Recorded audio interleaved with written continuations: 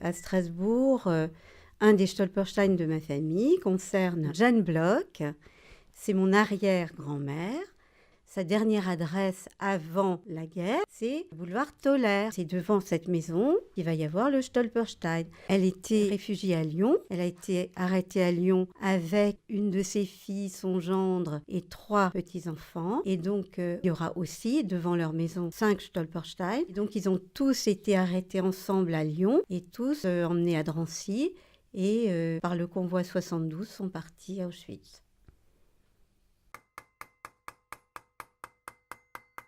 La réaction de mon père, pour qui cette histoire est très douloureuse, les Stolperstein qui vont être posés pour ma famille. Au départ, il n'était pas très pour, mais un des éléments que ça a réveillé, c'est que dans les années 37-38, il y a eu des mouvements autonomisants pro-nazis en Alsace qui ont commis des actes antisémites, vandalisé des magasins et cassé notamment des plaques de médecins juifs, dont celle de son père. Quand moi, je vois Michael Friedlander marteler les noms, les dates, je fais le lien entre ce que mon père a dit et le martèlement positif, réparateur avec les Stolperstein. Ich heiße Michael Friedrichs Friedländer, bin Bildhauer. Meine eigene Bildhauerei habe ich vor 14 Jahren aufgegeben, weil ich keine Zeit mehr dazu hatte. Das heißt, vor 14 Jahren habe ich Gunter Demnig kennengelernt, der die ersten 10 Jahre dieses Projekt alleine gestemmt hat und mit der Nachfrage, mit der Verbreitung von Stolpersteinen, mit der Arbeit nicht mehr nachkam.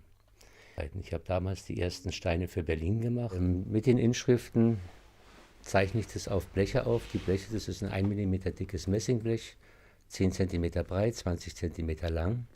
Eingestempelt wird mit sogenannten Handschlagstempeln in 2 verschiedenen Größen. 4 mm für den Text, 8 mm für den Namen. Das Blech kommt nach unten in eine Form, der Beton wird angerührt und draufgegossen. Damit ist der Stein fertig, wird verpackt, wird verschickt, meistens zu Gunter, je nachdem in welchem Land er gerade verlegt. Nicht? Also wenn ich nach Griechenland fährt er nicht mit dem Auto, da schicke ich die direkt, er fliegt hin und verlegt dort. Ja, also inzwischen sind es, glaube ich, 24 Länder, wo verlegt wird. Und es sind über 20 Sprachen, in denen ich die Texte mache. Das ist Russisch. Also ich komme aus der Generation der unbeantworteten Fragen. Weder Lehrer noch Eltern wollten über diese Zeit sprechen. Drittes Reich. Also vor einigen Jahren, ich habe erst erfahren, dass mein Vater der ARIA-Nachweis verweigert geblieben ist. Grund, sein Großvater war jüdisch und sein Sohn ist dann nach Berlin gezogen, also mein Großvater als Musiker, der hieß Paul Friedländer. Es war damals aber schon auch eine sehr starke Bewegung gegen Juden, Ende 1900. Und er hat sich den Künstlernamen Friedrichs zugelegt. Und daraus ist der Doppelname Friedrichs Friedländer entstanden. Also Friedländer ist ein ganz typischer jüdischer Name. Und Friedrichs ist ein ganz normaler Name, deutscher Name. So dachte zumindest mein Großvater.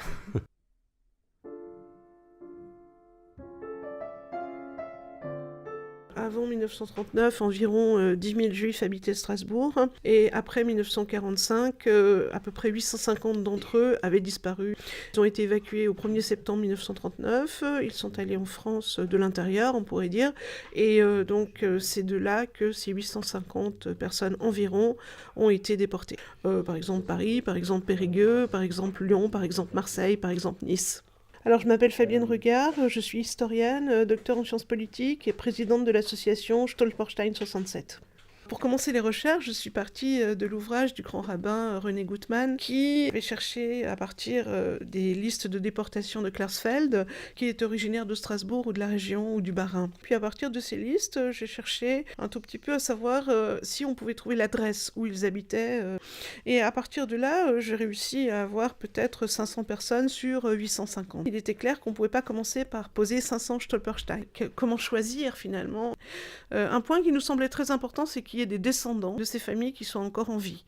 Ce choix s'est fait finalement en essayant d'avoir une diversité et d'avoir un petit peu tous les milieux sociaux, c'est-à-dire du journalier, de l'ouvrier, du dentiste, etc., de tous les âges, des enfants, des bébés, des grands-mères.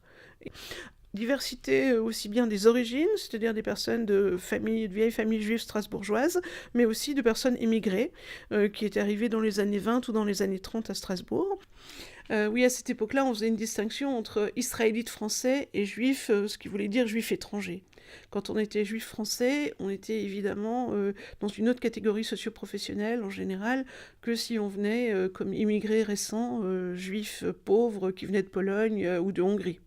À cette époque-là, c'était une mésalliance totale que de se marier entre un juif alsacien et puis une personne qui venait d'Europe de l'Est. L'un de ces juifs étrangers s'appelle Abraham Lipsik. Avec sa femme Esther, polonaise comme lui, il a ouvert une imprimerie à la Petite France, qui n'est pas encore le quartier à touristes de Strasbourg que l'on connaît aujourd'hui. Réfugié à Périgueux pendant la guerre, il est arrêté par les Allemands le 29 mars 1944 et déporté 15 jours plus tard à Auschwitz. Il trouve le temps de griffonner un dernier mot en allemand à sa femme Esther. « Ne perds pas courage, le bon Dieu va nous aider. J'espère que tu verras que tout ira bien. Je t'embrasse, ton Abraham. » Sa femme, alertée par des voisins, passera 2 jours cachée dans un puits. Leur fils, Joseph, arrêté 2 jours avant son père, réussira à s'enfuir du wagon qui l'emmène à Auschwitz. Sa sœur Marianne, mariée au Maroc, échappera également au génocide. Mais les 6 frères et sœurs d'Abraham mourront en Pologne, dans le ghetto de Varsovie, sous les balles des nazis ou dans les camps d'extermination.